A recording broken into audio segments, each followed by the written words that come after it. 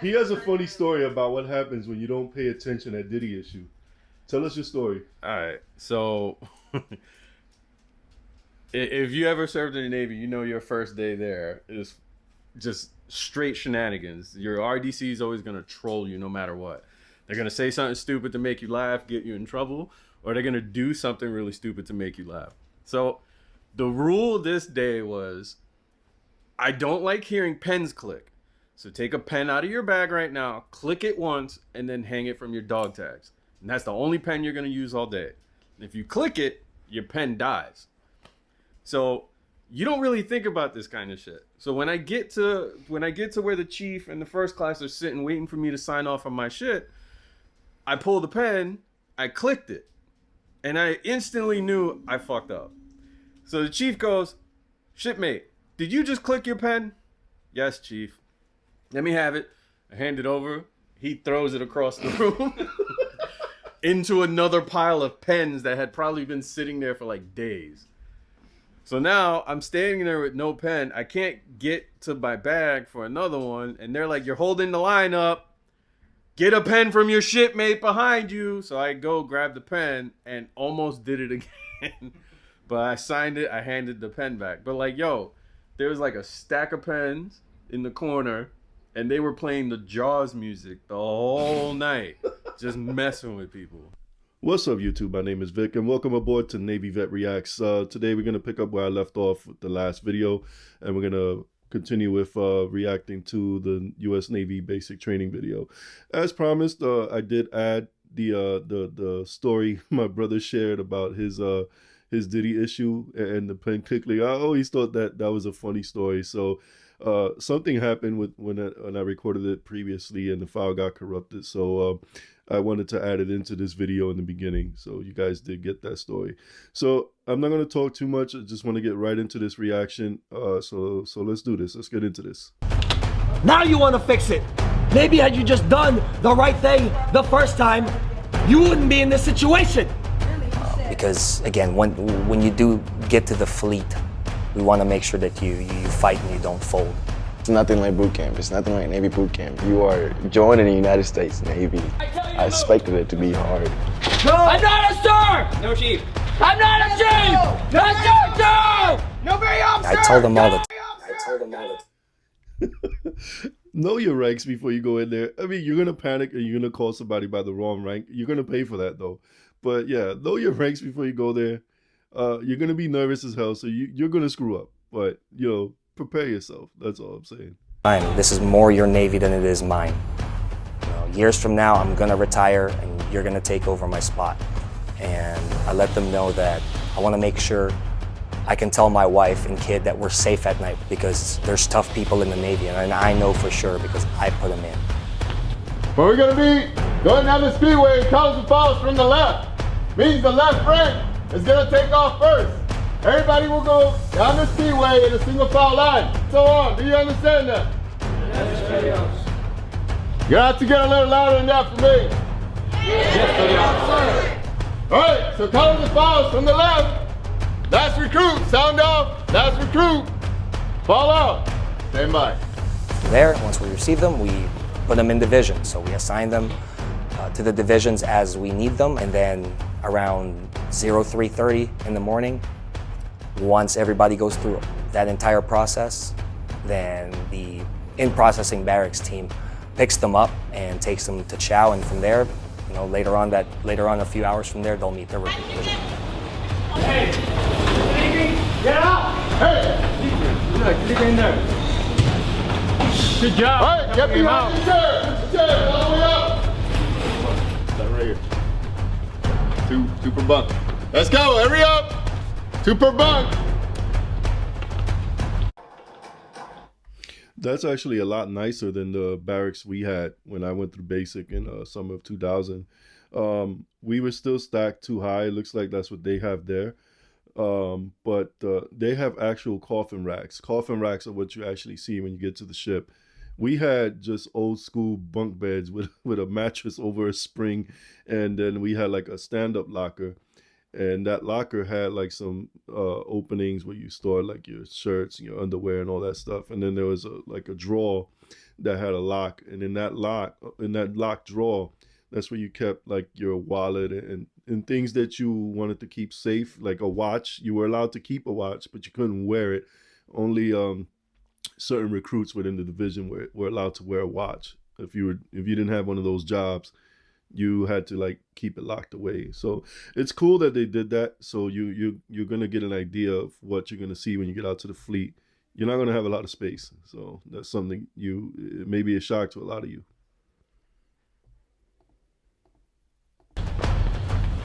Stand in front of the bunk. Yeah, I just want to get boot camp finished. I like challenges, and I feel like this is a challenge, and I'm gonna beat it. I'm going to graduate without doubt. It's going to happen. I have a very set goal of what I'm here to do. If I have to get yelled at, I'm getting yelled at, and that's fine. But in 8 weeks, I plan on being out of here. So I don't have time to fight with anyone or to get in any type of trouble or get set back, because that's not what I'm here for. Just in and out and move on. Just get out of here. Yeah, just get out of here. I want to graduate. Like I thought it just comes with going to boot camp that you were going to graduate, but you have to earn it. So yeah, it's definitely harder than I thought it was. Hurry up! Hurry up!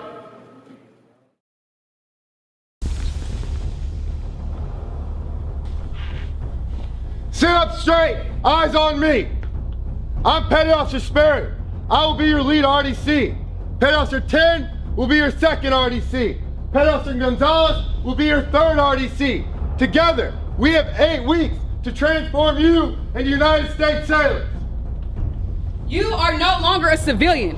Whatever you were before is now over. You are about to begin a journey that's going to make you a part of the greatest naval force the world has ever known. This training will not be easy. It wasn't meant to be. You will not be coddled nor disrespected, but you will be held to a high standard. It's not easy. It can be if you prepare yourself. There's going to be hurdles. Some people are going to struggle academically. Some people are going to struggle physically. When I went in, I was never much of a school guy. I barely finished high school as it was. I was just, too smart for my own good. And I was always bored, and I never applied myself. But I was in decent shape when I went to basic. So in the PT aspect of it, I did fine. But academically, I struggled a bit, So that's something, prepare yourself, give yourself a fighting chance before you get there.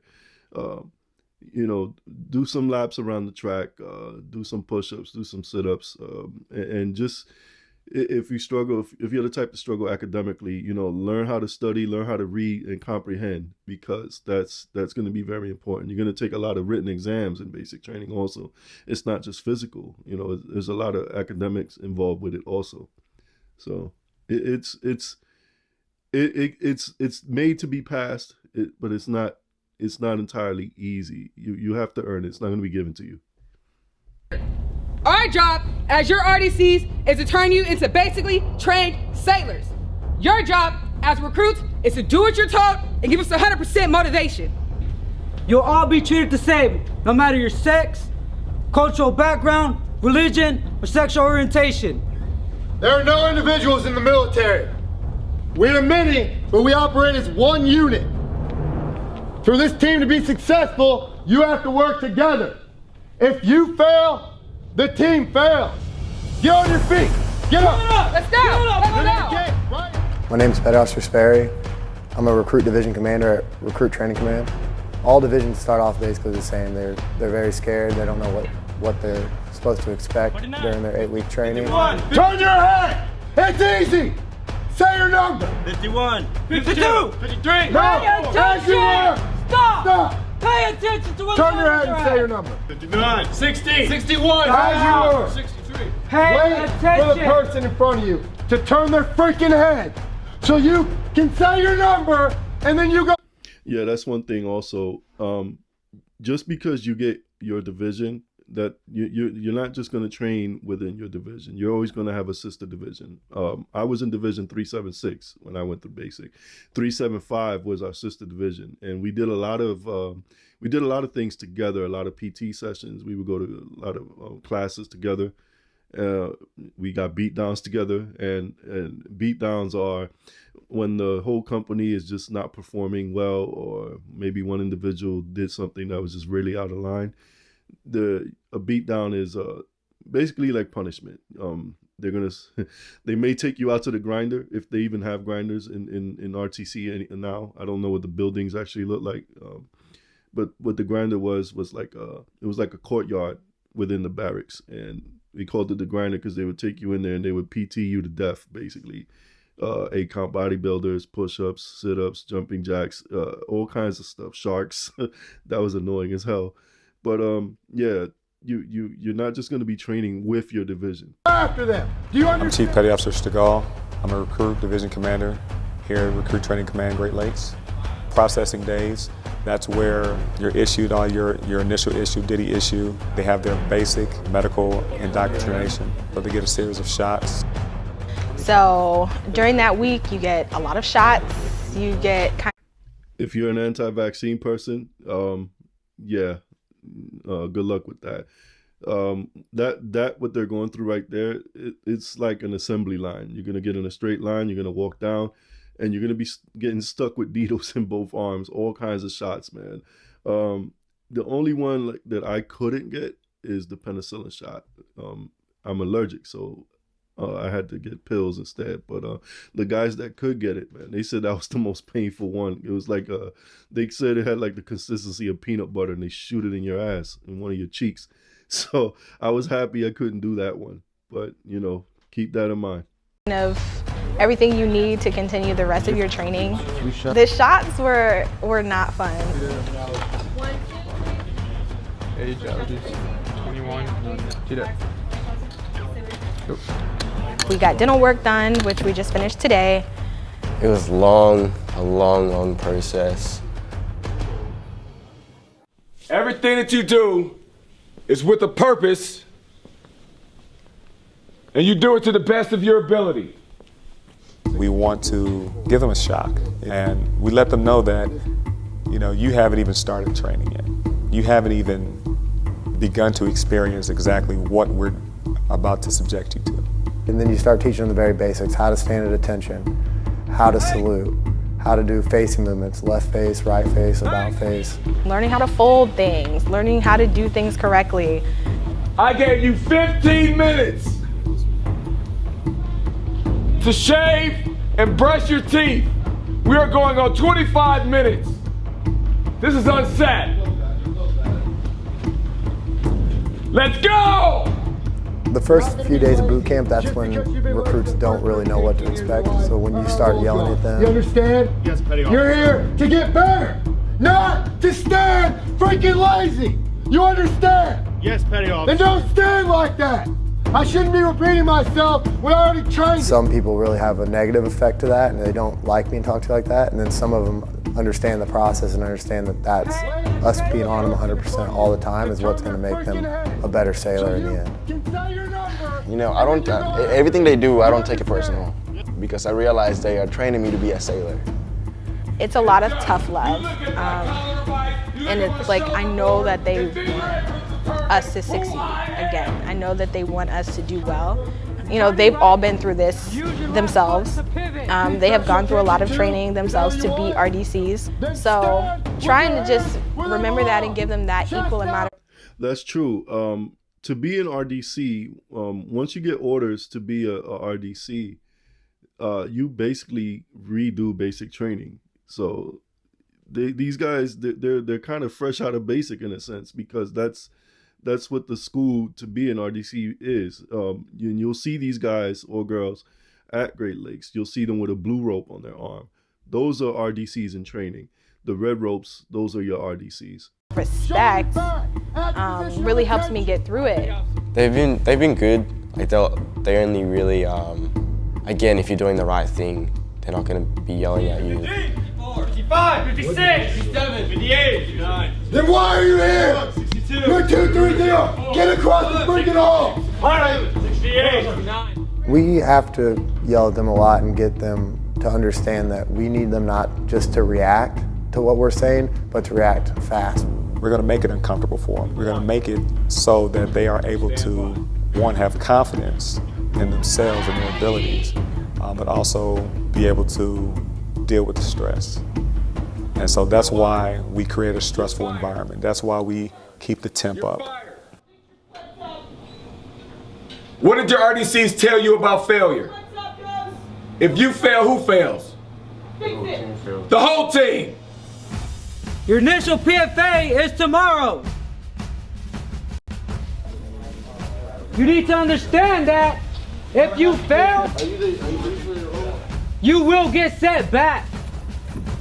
Yeah, so when you get to basic, after P days, I think it's the very first training day, you get your initial PFA. And what the PFA is, that PFA is to see where you're at physically. There is a standard you have to meet in order to continue training. What happens is if you don't pass, they send you back. That's called being ASMO'd. It's when I forget what it's an acronym, I forgot what it actually stood for. But basically when you're ASMO'd, you're sent back in training. And if it's a PFA failure, what they do is they put you in a fit division. Fit divisions do not train. They do PT all day. That is what you're doing. You are doing PT until you can meet the standards to pass the PFA, and then you're allowed to advance in training. So tomorrow's going to be a reality check for the recruits. It's going to be their baseline PFA, where they're going to be required to run 1.5 miles, do a number amount of sit-ups and push-ups. Some won't make it, so someone's going to go home. I wanted to pass out and just die. Like, give me a gallon of water, let me drink it. So we were all really stressed about who was going to pass and who wasn't going to pass. Let's go, Jones. Let's go. Get up there. Come on. Don't think about it. Let's go. Come on, 5 more. 5 more. Give me 5 more. I happily that I wasn't able to pass it. I'm glad. So hopefully I can pass the next. This is why I said before, give yourself an advantage by preparing ahead of time. If you are going to be in delayed entry for a long time, don't take that time for granted. Give yourself time. I was in delayed entry for a year before I shipped. I enlisted young. I was 17, so I couldn't ship out right away. That year that I waited to ship out, you know, I went to the gym. I ran laps and stuff, so that when I did get to basic training, I didn't struggle. You know, I didn't meet, I don't want to say I didn't meet the standards right away. I did meet them because I was, you know, I advanced obviously, but it wasn't easy for me, but it wasn't hard either. I just knew that, okay, I needed to, there was ground that I needed to gain. So, you know, unlike some people that went in there completely out of shape, fat, they struggled. Some of them didn't, you know, they couldn't even go to a fit division. They just got straight up sent home. So, you know, if you're preparing to go to basic training, or you're giving this a serious consideration, start working out. You don't have to be a gym rat, but give yourself a chance. Get yourself in decent enough shape so that you won't struggle and you will be able to continue. Next one with a better score. With the PFA, I knew I was ready. I was ready for it before coming to boot camp, but the day before I got really, really sick. Still, I felt sick during the PFA, but I just pushed because I didn't want to get separated. And so that PFA baseline is just that, it's the baseline. It's not even the actual PFA standard. And if they can't meet the baseline, then they probably need to go find something else to do.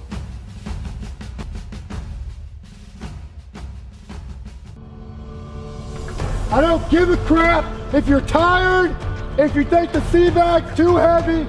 You came here to serve, so own up and do it. Week 1 of actual boot camp, they can expect to be staying up late, long hours, working at a fast pace. They're going to be expected to pass their swim qualification. Those are brand new buildings. When I went through basic, the base was old.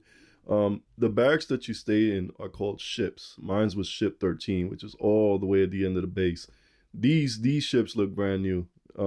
They can't be more than 15 years old. Definitely weren't there when I went through. To march as a unit, and those are all things that we're training them from the beginning in P-Days, but they're gonna have to bring it together week 1 and make sure they're performing all those tasks.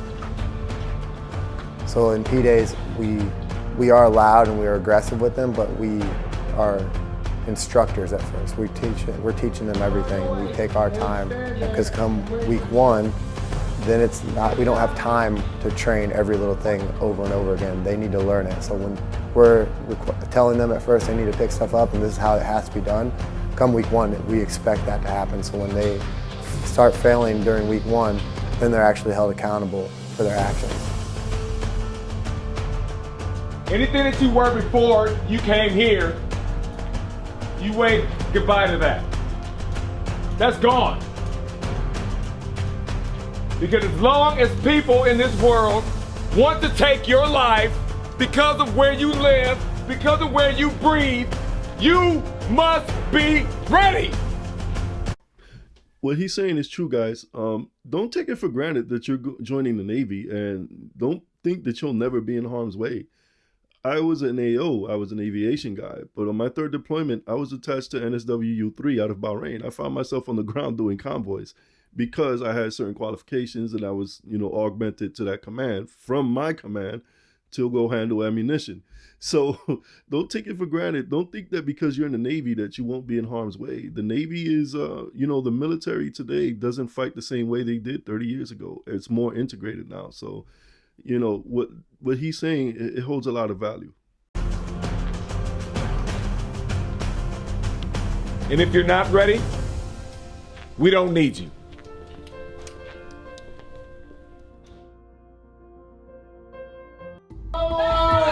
Get up! Let's go! Get up! Tall line! Out of your right! Let's go! Let's go! Hurry up! Get up! Get up! I wake up every morning and I'm like, I'm really in Navy boot camp. Good morning. Quit stuttering. It says It doesn't feel like we're here, and it's like you go to sleep and you wake up and then you look around and you're like, here. oh crap. You shaved yet? Yes, petty officer. When? Last night, petty officer. Did you shave this morning? No, petty officer. Or with? Yeah, that's a no-no. Don't shave at night. Shave in the morning. That is a huge no-no, and they know. Trust me. In the last hour. No, petty officer. Go shave. All right, petty officer. Now we're in our permanent ship. It's a heightened amount of stress because there are so many more pairs of eyes looking at us. Hurry up. It's stressful at the moment. I'm trying to get used to it, I guess. I believe with Division 229, when we first switched from P-Days where we were coaching most of the time to week 1 where we were holding them accountable, it scared a few of them that they weren't going to be able to meet the standard that we expect them to hold. Everybody on your faces, now! You can't act in what? All right, before I know, some people get in the comments and ask me about the beard. You can get a shaved profile. You go through medical, but you have to meet, certain conditions. If you have certain skin conditions and stuff, you can get a shaved chit. It's called a shaved chit from medical, which it doesn't necessarily allow you not to shave because you still have to keep your hair groomed. But you will see guys out in the fleet with beards and stuff, but that is why. It's not like they can just grow a beard. You actually need permission, medical, and a medical reason. You ready to quit? Do you want to quit? I can get you out of here. 1, 2, 3. All recruits, when you first pick them up from basically civilians and then get them into the week 1 training and you start using intensive training exercises on them, they really struggle. It's mostly a mindset. When someone's in your face yelling at you, they'll have a hard time doing 10, 15 push-ups and they kind of start to quit on themselves before they need to. You're quitting. You're not sweating. You're not putting any effort into it. You're just quitting. Codes. That first training day, it's gloves off. They're going at you. They're going at you hard. So be prepared. Go to. So why is your pillow backwards? Fix it. It's the same hits every day. You both had that hit yesterday. Only one of you fixed it. Why didn't you look at it? I didn't see it, petty officer. Once he makes his rack, look at it for him. It's called teamwork. Figure it out. I had petty officer.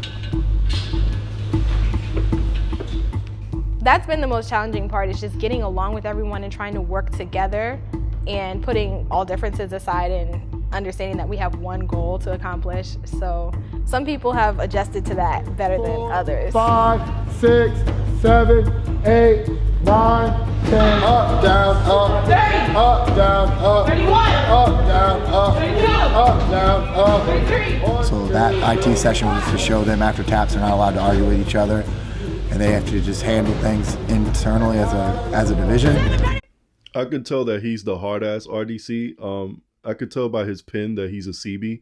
CBs, they kind of I don't want to say they function like Marines, but they act like Marines. And I'm not gonna lie, they are tough. They operate as battalions. So CBs almost never go on ships unless they're doing some kind of work or whatever. The only CBs I ever saw on ships were guys who cross-rated to like Master at Arms, because some of them do that. But they're a tough group of guys and girls, and if you're unfortunate enough to have a CB as one of your RDCs, I can almost guarantee that he's going to be the hard-ass RDC. What number? Then yell it! 12! 12! Do it! Do it! That's not yelling! Yell 12! 12, Petty Officer. No one feels sorry for you, Coleman. No one. You want to be a part of this? You want to act like them? You're going to pay for it just like they do. But they can't bring every situation to the RDC. No one is going to coddle you. No one is going to coddle you. You are going into the military. They don't care about your feelings. They only care that you can get the job done. If you are an emotional person or a person who doesn't like to be told what to do, it's not the place for you. Don't, consider another career path.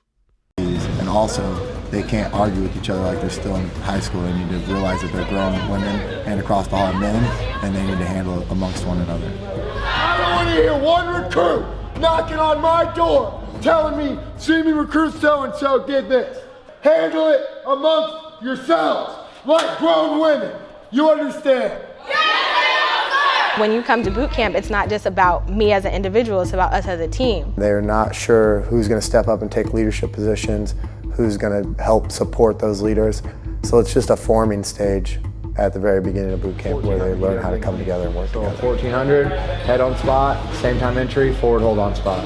Understand? I'm kind of learning leadership. There's a chain of command in our division. I am I'm a head PO. I clean the bathrooms. See, he has a little role in basic. I'm telling you, this guy gave me a good feeling from the very beginning. They trust him with a little responsibility. Now, the guys cleaning the heads, I don't know if they're still called that, but when I went through, they were called the Nasty Nine. There were nine recruits, and their duty was to clean the head, at night. Well, actually, after every time we would use the head as a division. So after every shower in the mornings and in the evenings and at night again before it was lights out, the Nasty Nine would be in there cleaning the head. I actually enjoy doing it. I actually like to keep it clean. And what I don't enjoy is people not listening to what I tell. So that's when being a team comes into part. Make sure you only hit A, please. Get in the shower.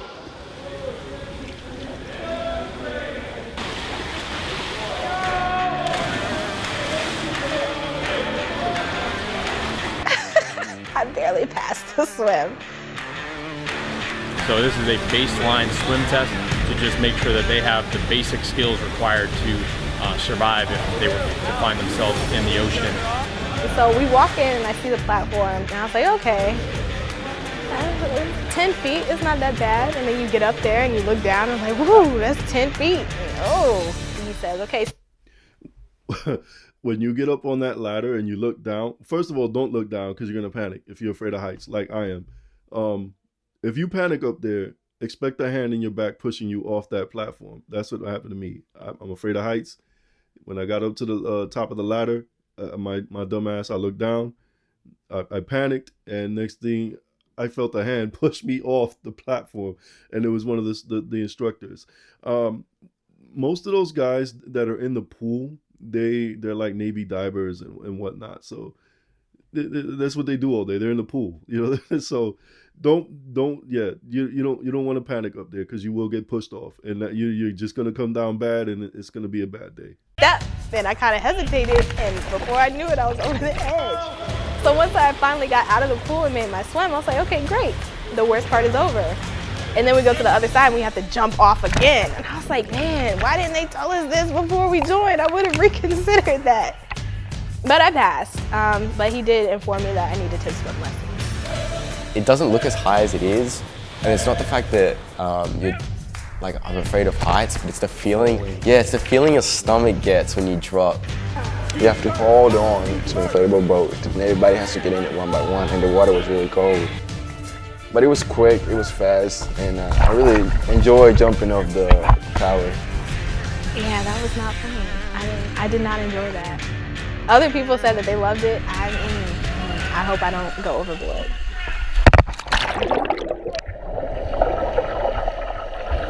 We started off with 79 recruits, and going through the first couple days, you lose a lot of recruits for medical reasons, for testing reasons, and a lot of times those recruits get processed back into training, so they'll continue on with another division. Yeah, you're not going to finish training with everybody you started with. Some people are going to be asthmaed back. Some people are going to be sent home. Some people are going to fail drug tests and get kicked out. Like when you first arrive at basic, one of the first things you do is get a drug test done. Some people, I don't know why the hell they do it, but you know, they think they can get away with smoking a joint before they ship, and they're going to catch that. So, you know, it's a pretty stupid reason to get kicked out. You're getting kicked out before you even gave yourself a chance.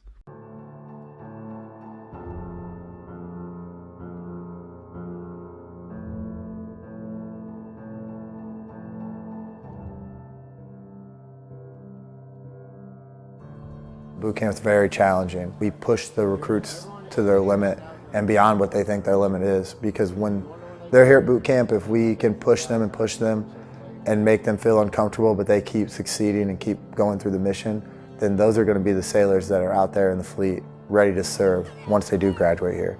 And if they find out that boot camp's not for them, it's better for us to filter out the people that are going to have an issue under pressure while they're here at boot camp, before they get out there in the fleet and they need to perform, and that's the point when they decide they break. So boot camp's hard for that reason.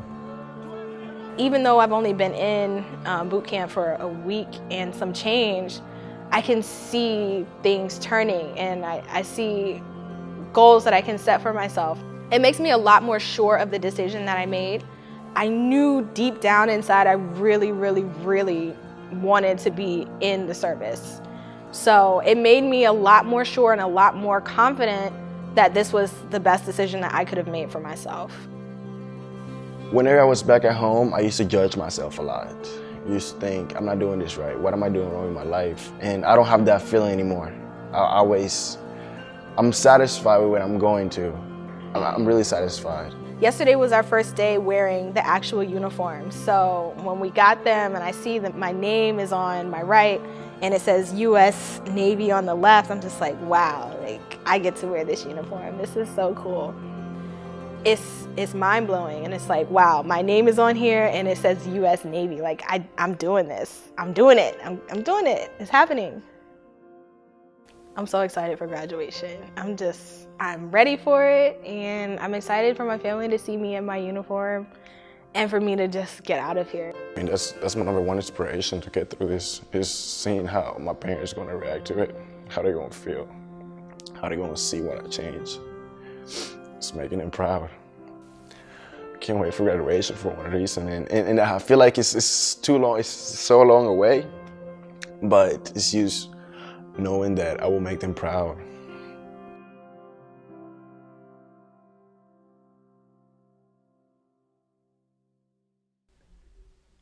So I'm gonna stop this part here. I feel like the video is running a little too long, and I don't want these things to be very, very long. So, you know, going back, those two guys taken out of their division for review. This is what I said earlier. If you come in there with a bad attitude, if you're not a team player, if you're untrainable, they are weeding you out. Like the weeding out process starts at basic training. You know, and some people slip through the cracks. It happens. but those people typically they don't last when they get out to the fleet. So if you have a bad attitude, if you don't like being told what to do, consider another path. I'm going to close out with that one there. I'm going to continue this one. There's going to be a part 3. Hope to have that one out soon, and I will see you on the next one. Thank you for watching. And if you stay through to the end, hit that like button, subscribe, and hit the notification bell so you know every time I put new videos up. I'll talk to you guys later.